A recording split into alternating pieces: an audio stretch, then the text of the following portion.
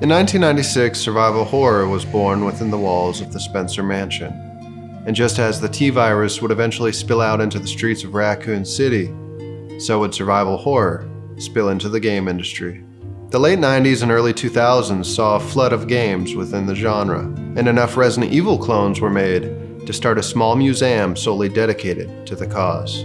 There were also other horror games created putting their own spin on the genre, such as Silent Hill, a series that focused more on psychological horror, while echoing similar gameplay mechanics to the rest. The effect on the industry as a whole was so strong that other types of games began incorporating this newfound formula. Take the Doom franchise, for example, which historically had been heavy metal, fast-paced run-and-gun shooters. Yet in 2004, we received Doom 3, which was some surreal hybrid of its old self and a creepy horror game. Then Fear in 2005, another hybrid experiment that would see a few sequels. And just as survival horror seemed to be peaking, a curious thing happened. It sort of disappeared. The granddaddy of the genre started to change. Resident Evil 4 took a turn in 2005 with a heavy emphasis on action, yet the game was still trying to creep you out. However, by 2009, when Capcom delivered RE5, things were noticeably trending in a different direction. For me, Resident Evil 5 is symbolic of what happened throughout most of the next decade. Major developers were moving away from the horror genre and falling under a new spell. We can call it the Call of Duty effect. Horror was out, and Michael Bay-type action was in. By the time Resident Evil 6 rolled around, most of us survival horror fans were ready to say goodbye to the series. But what happened to the rest of the genre? Well, the clones died off when there was nothing left to clone, and other games like Silent Hill had gotten stale as time went on. The latter half of the 2000s and the bulk of the 2010s would be mostly devoid of the genre. Dead Space snuck in during this time and became a big hit, echoing famous films such as Alien and Event Horizon, and followed up with a phenomenal sequel. However, by the third game, the franchise had lost its steam. And aside from some solid indie games like Amnesia and Outlast, the survival horror genre was disappearing. The Evil Within gained some hype back then, but fell a bit flat on release. Personally, I could never get into it, but I did appreciate what it had tried to do. It was definitely trying to be scary.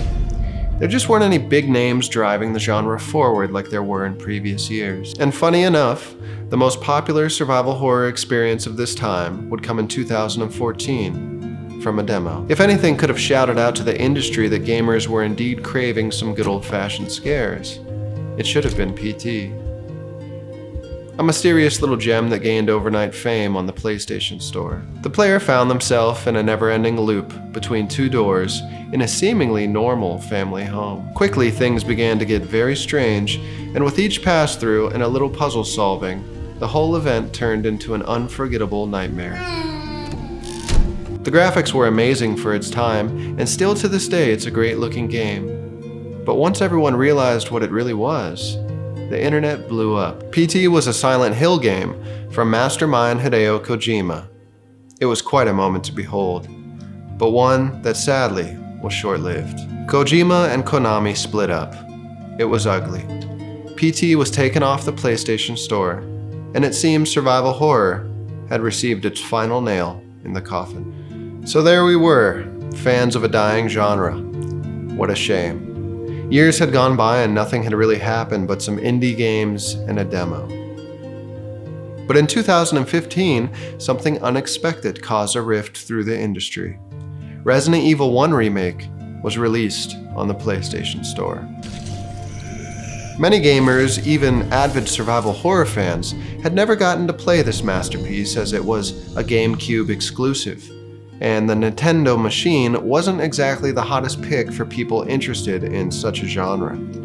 I remember the night that I saw it there on the PlayStation Store, almost confused by the randomness of it, but very excited, and I was one of those people who never got to play it back in the day. What an experience I had with the game.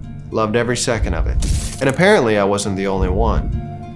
Resident Evil Remake sold incredibly well for Capcom and PlayStation, becoming their best-selling digital title of all time. And it was a true survival horror game. This was the major turning point. And a few months later, Resident Evil 2 Remake was announced. Something that up until that point had only been a dream for fans. And sure enough, when Resident Evil 7 made its debut in 2017, it was a return to survival horror. And I mean a real return. To date, Resident Evil 7 is probably the scariest game in the entire series. No, not probably, it absolutely is. I mean, look at this. It's terrifying. In fact, RE7 was so scary that it may have caused a problem with Resident Evil 8 and possibly the future of the franchise. But we'll get to that shortly. 2 years after RE7, we got the RE2 remake, and a year later we saw Resident Evil 3 remade. In a funny way, history would repeat itself as RE2 was lauded as a masterpiece, and RE3 was seen as a weak follow-up. I enjoyed both thoroughly, but it's without question that RE2 Remake is the better game, and remains the truest survival horror experience that we've seen in modern times. The franchise that launched it all off was returning to its origins, and it felt damn good. But then something happened that caused me more than a little concern. Resident Evil 8 was released in 2021. Now let me start by saying I do love the game, and I beat it within a few days of its release. But let me also say, history has a funny way of repeating itself. Resident Evil 8 was heavily inspired by the fourth game in the series, with its mysterious European village as the setting. And apparently, the inspiration didn't stop there. Remember how RE4 was known for taking the series in a more action-based direction, while still maintaining a semblance of horror? Well, I sort of see RE8 doing the same thing. The horror in the game was considerably toned down, with only a few sections producing any true scares. Those sections, however, were pretty creepy. Yet by the end of the game, the horror had dissolved into what was essentially Call of Duty. I mean, literally, look at this. And it's not my imagination. Developers are quoted saying that they intentionally toned down the horror of the game to make it more appealing to a broader audience. And this is what this video is all about. At the end of the day, horror games are not as profitable as action games. These big developers might go through some cycles of horror to keep their brands alive, but eventually, they need to get some major cash rolling in. And while RE6 signaled the end of a franchise for us fans, it remains the highest grossing Resident Evil title for Capcom. So where's the future of survival horror headed? A couple months ago, we got some big news on Silent Hill. A lot of games are dropping, but the biggest announcement was a remake. And hey, I'm super excited for it, believe me. But we'll just have to wait and see what the rest of the franchise plans on doing. Some of the games announced look like money grabs to me, but like I said, we'll wait and see. And Dead Space is making a comeback. Or is it? It's also getting the remake treatment. Excited for that one too, but I'm just saying, how does this translate into the future of survival horror when everything that's been successful in the genre as of late is going backwards, feeding and aging nostalgia? The Callisto Protocol was a beacon of hope for me over the last year, and I have to admit the gut punch feeling of seeing it fail. I like the game, but no one else seems to, and I will admit it's not as scary or revolutionary as I had hoped. So when I look at the genre of survival horror, I see remakes, reboots, old cycles returning. I don't see a lot of anything new. But that's okay, times come and go, and I'm not saying the genre is dead. Its impact will be here forever. The indie developers will keep it alive, and there are plenty of good scary games coming out every year. Resident Evil will go through its cycles, returning to what sells when need be, and going back to what scares when they need to get back on brand. And that's okay.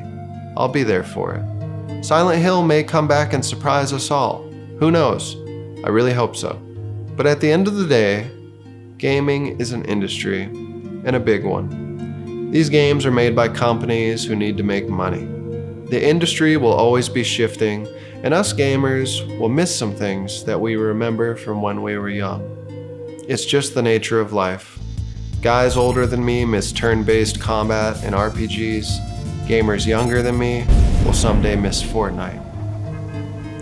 But these things will never be gone completely.